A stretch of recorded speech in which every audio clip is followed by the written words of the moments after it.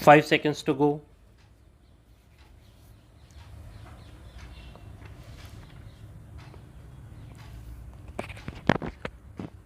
Start.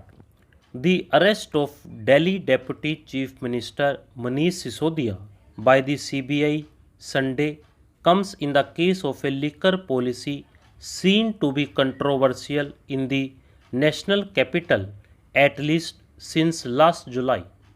That was when Delhi's Chief Secretary submitted a report to the LG office alleging procedural lapses, and the LG wrote to the Union Home Ministry recommending a CBI inquiry.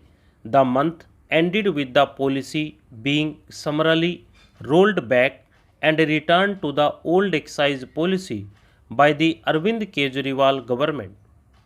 Certainly, the CBI must investigate allegations of wrongdoing in, for instance, an increase in the profit margin for wholesalers from 6% to 12% from the old policy to the new. The law must take its course vis-a-vis Minister Sisodia as it must for others accused in the case. And yet, herein lies the nub. The high-profile arrest of Sisodia cannot be divorced from the larger political pattern it also seems to be part of. This pattern has been forming up steadily of central agencies being used to target political opponents. It raises disquieting questions about process becoming punishment and an increasingly apparent convergence between the ruling party's pet political peeves and action by the CBI and ED. That pattern and this convergence risk undermining public trust in premier agencies even as they send out a chilling signal to the opposition, which is already on the back foot electorally.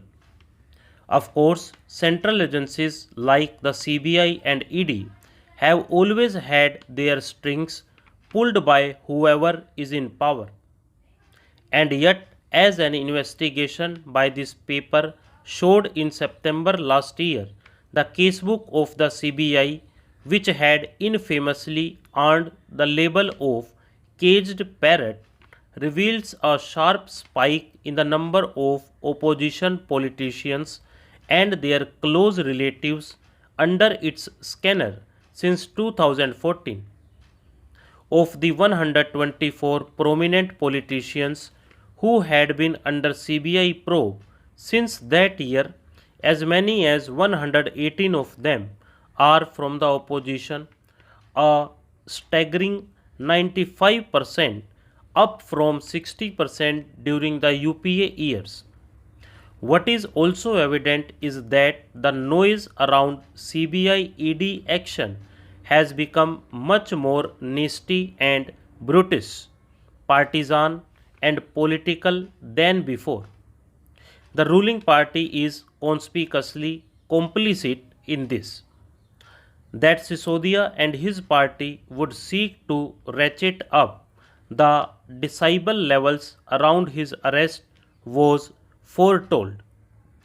But the threat making and loose talk by leaders in the BJP and its government on Arvind Kejriwal being the kingpin and the next target clouds an already murky scene of arrest.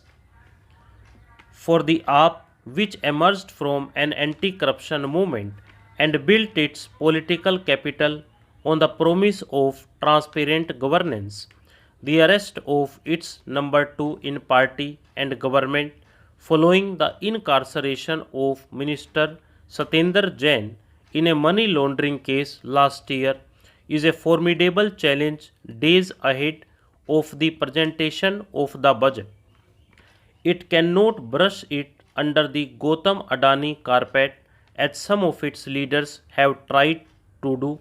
It needs to come clean and explain more convincingly than it has done so far why it rolled back what it called its reformist policy.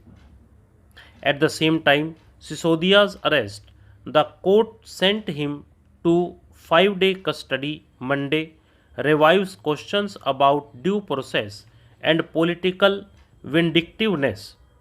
How the CBI proceeds in this case will test the agency's credibility. In the run up to the general elections in 2024, the CBI's prosecution of political leaders and their alleged contacts will be watched carefully. Stop.